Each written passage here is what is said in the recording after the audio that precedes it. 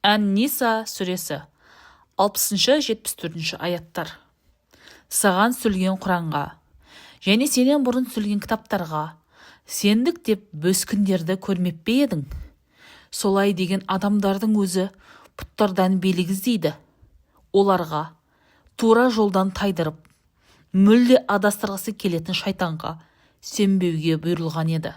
Егер де пәтуа іздер болсаңдар, Алланың түсірген ақиқатына һәм елшіге жүгініңдер деген кезде, мұнафықтардың сенен жалт беріп, теріс айналғанын өзің көресің. Өз қолдарымен істегендерінің кесірінен бастары бәлеге қалған кезде, олар саған келіп, Алланың атымен ант ішіп, біз тек жақсылық пен ынтымақ болса екен деп едік деседі. Олардың жүректерінде не бар екенін Алла жақсы біледі. Оларды жазалама, әсерлі сөздермен насихат жүргіз. Қай пайғамбарды жіберсек те, Алланың ұйғарымымен халық оларға бойсынсын деп жібердік.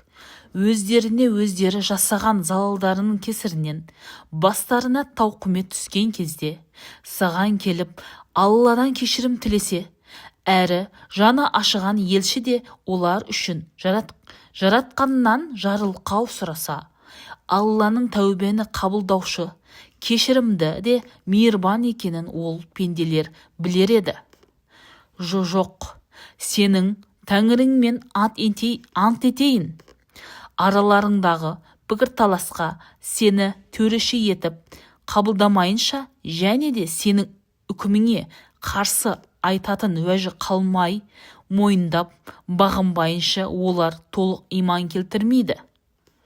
Егер де біз өз өмірлеріңді қиыңдар, немесе мекендеріңнен кетіңдер деп әмір етсек, бұл бұйрықты олардың тек аз бөлігі ғана орындар еді. Ал егерде олар әмірге бас игенде, өздері үшін хайырлы болып, имандары күшейе түсер еді.